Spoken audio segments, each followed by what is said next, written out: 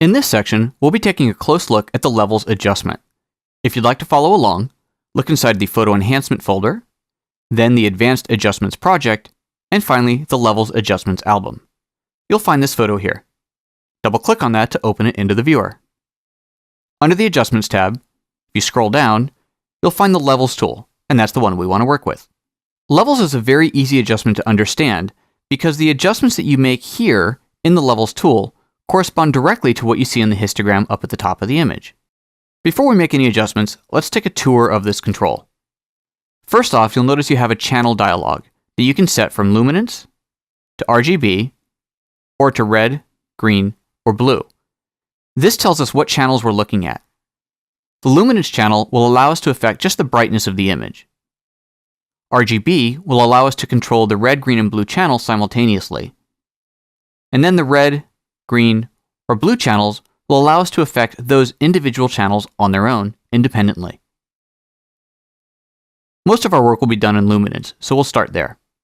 Up at the top, you'll notice two auto buttons, an auto luminance and an auto RGB, denoted by the simple black and white icon or the color wheel.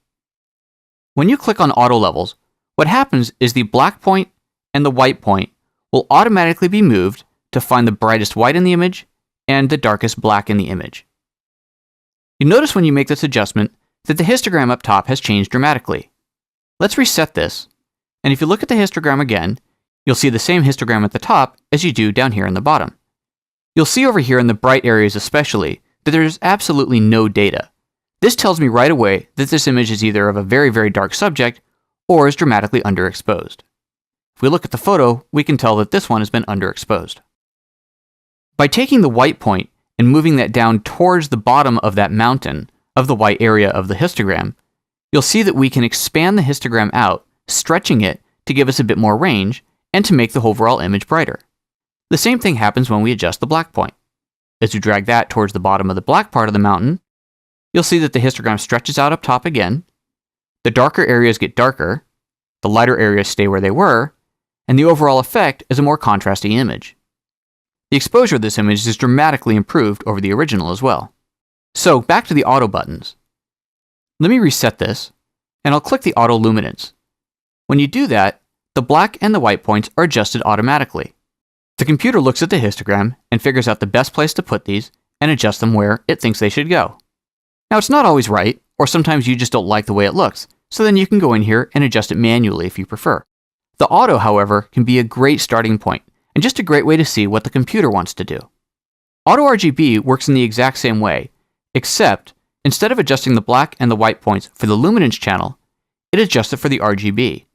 But it doesn't adjust all of them the same. It actually adjusts the black and white point for the red, green, and blue channels independently. Watch what happens.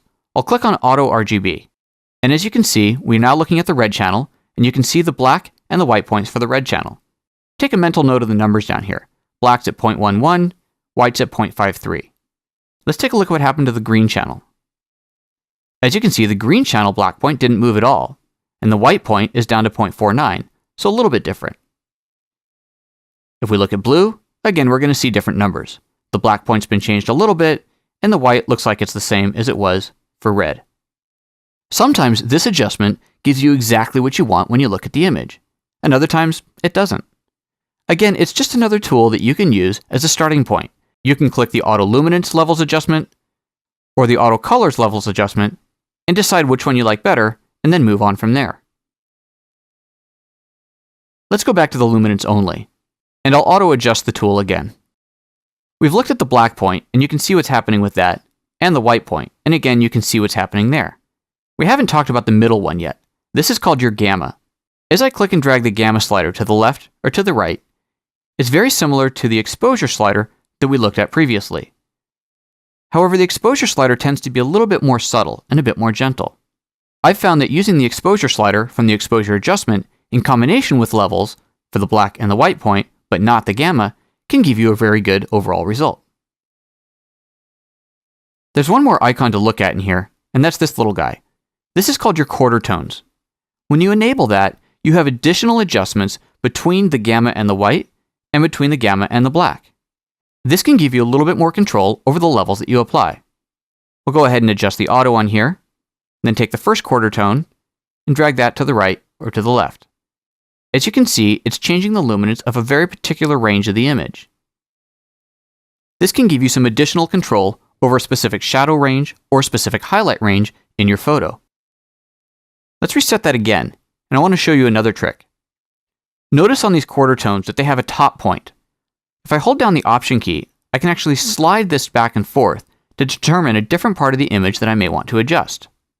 So let's go ahead and reset everything again, and then click on the Auto button. And now as I'm looking at these sliders here, I'm looking at the particular range of highlights, and as I adjust this at the bottom, it's not really giving me an overall pleasing result. Maybe what I'm doing here is I'm affecting too dark of an area of my highlights. So let's do this. I'll hold down the Option key and click and drag this to the right. Initially, it doesn't make much of a change to the image, but it's going to allow me to affect just a particularly brighter range of that photo. Now as I make the adjustment, I'm adjusting a different range of the photo using the level slider. Depending on the photo, this may or may not do anything for you, but it's important to understand how it works.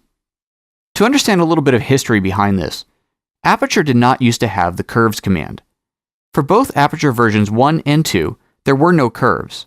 Quarter tones was the closest thing that Aperture users had, so a lot of photographers got quite adept at using these to replicate the functionality that they were used to having in curves. But now in Aperture we have curves, so it's pretty rare that you need to rely on the quarter tones. Unless you find them to be particularly useful or something that you really understand, chances are it's not something that you're going to need. The basic adjustment in levels, by simply adjusting the black and the white points, is enough for most images. Combining that with some of the other tools that we have in here can give you dramatically better results.